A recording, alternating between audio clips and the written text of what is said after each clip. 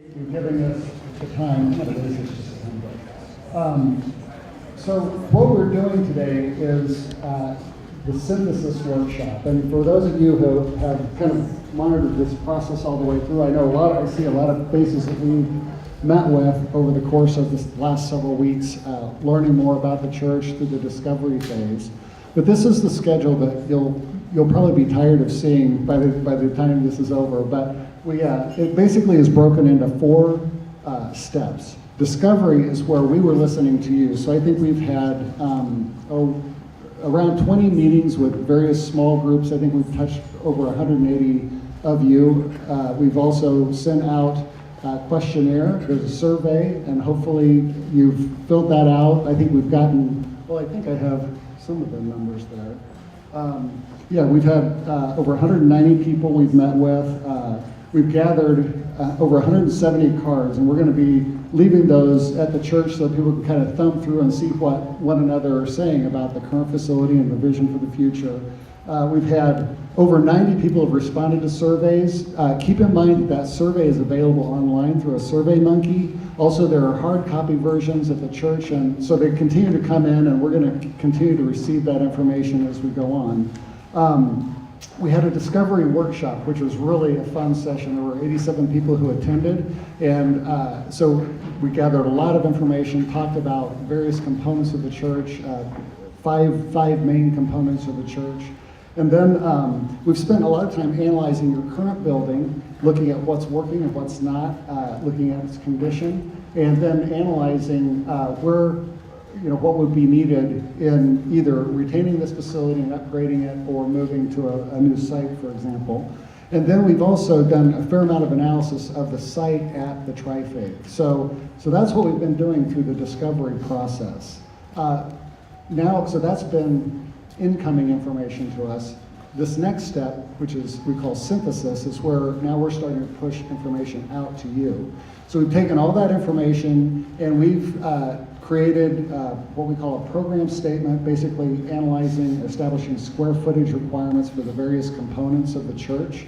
And we've started an initial design response on the site at the Tri-Faith to start getting a sense of what are the issues that are sort of affecting us. So with me today is Nancy Blankford. I'm sorry, I keep saying Nancy Beringer because I work with Nancy so often.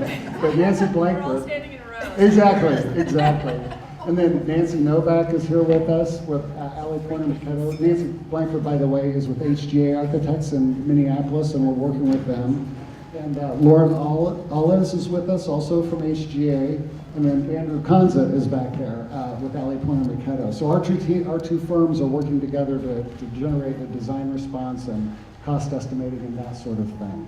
So with that being said, Nancy's going to talk about some of the emerging themes that have come out of this discovery process. And a lot of those thoughts are up on the wall there for you to peruse by. But Nancy? You know what? Can everybody hear me? If I just no, shoot. I hate these things.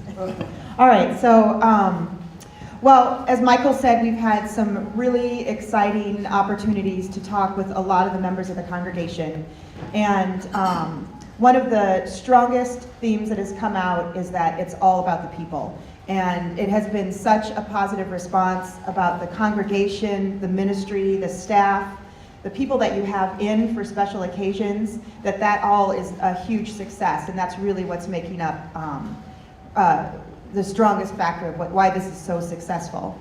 The open and accepting qualities that are here, we hear that time and time again, and these are themes that people bring up as a way to respond to different design concepts, so that they want the building to be able to express how wonderful the people are and how open and accepting the church is.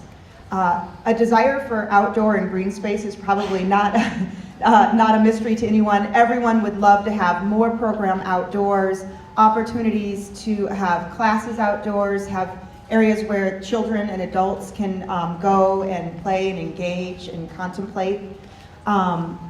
ADA accessibility. So obviously the church has grown over the years, and as it has, it's kind of struggled with how it evolved, and access isn't quite available for all areas of the church. So we've heard a lot about accessibility, both for pedestrians, how you get to the church, vehicular traffic, those pinch points, but also when you're in the church and how you can flow through. And then that leads more efficient and flexible spaces. So a lot of our rooms are landlocked. There's a lot of area here, but not a lot of opportunity for flexibility to expand those for different program needs. And the furniture kind of fights that as well. So great classroom spaces, but when those aren't in use, no opportunities for the adults to go in because the furniture is just a little too tiny. So updating and upgrading, we've heard a lot about, there's absolute elements here that people love. You know, the congregation space, the sanctuary, there's qualities that we hear over and over that everyone has grown up with here and people really like. There are other areas where the church is feeling a little bit more tired and needs some more refreshment and updating, especially the children's area. We've heard that a lot in that area. And then sustainability and being sensitive to the environment for now and into the future. So those are kind of our big themes that we've heard about. And as Michael mentioned, you can peruse the board over here and see more about how those break out into different categories. So I think Lauren's going to speak now. Is that? Sure. There you go, Lauren. Good morning. Good morning. I can just punch the button. Push the down button. Okay. So what we've been working for the last couple of weeks just to try to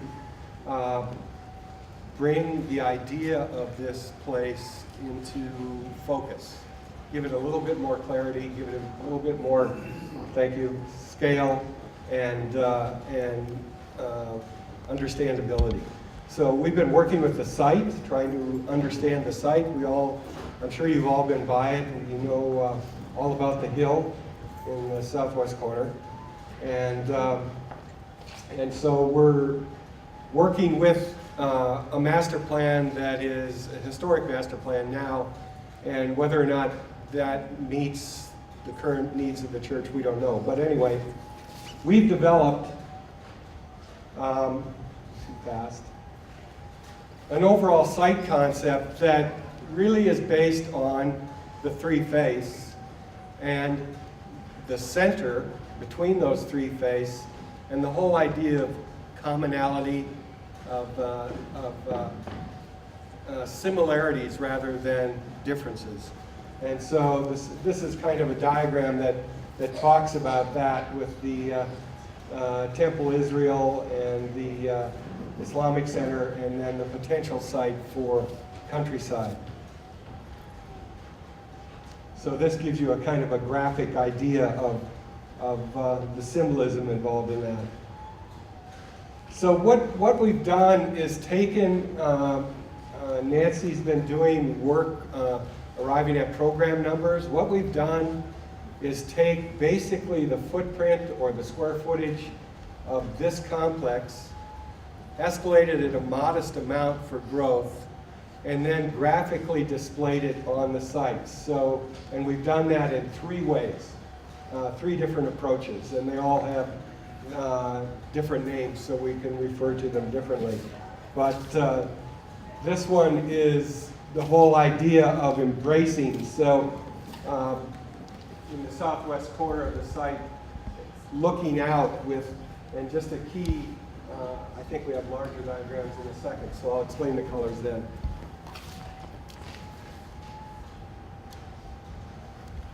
So just a very simplistic, it's almost a cartoon plan of what such a place could be on this hillside.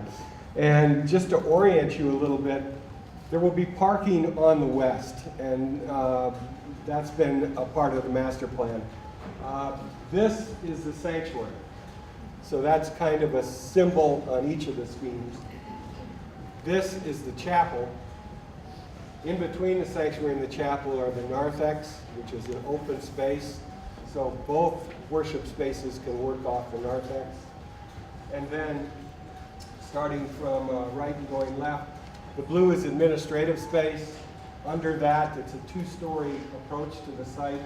Under that is a music component, and then a two-story education piece, and then the potential for a room like this, a gymnasium, or at least a large open kind of communal space. The fellowship hall would be under the sanctuary with windows and views out to the site to the northeast in this scheme.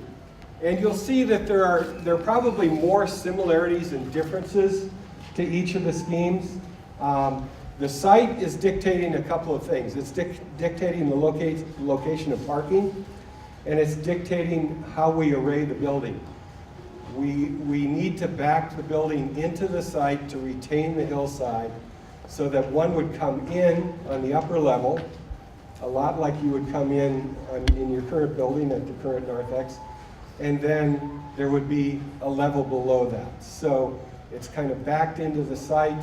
The orientation for all of the sunlight and views is to the northeast, and that's very typical of each of the schemes.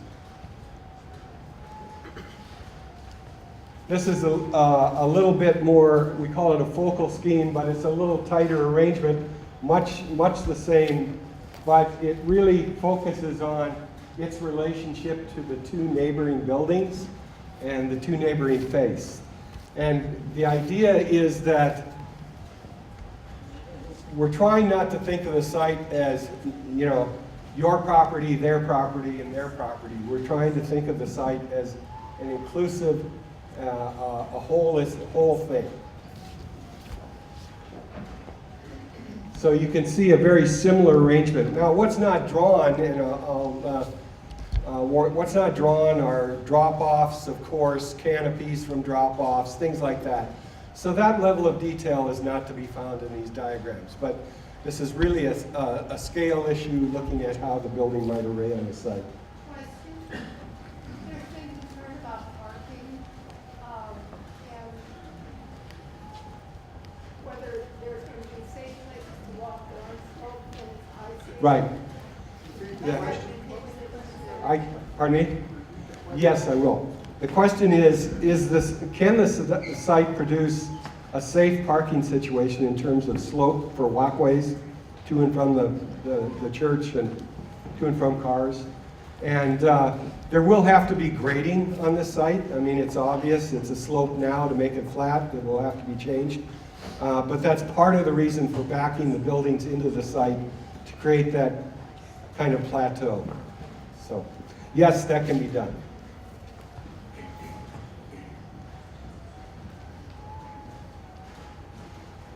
And then the third scheme, and I'll skip to the large plan, is another arrangement that basically allows people to come from parking, enter through a kind of a portal between education and administration, and come to the Narthex, which is here, again, sanctuary, chapel, and gymnasium.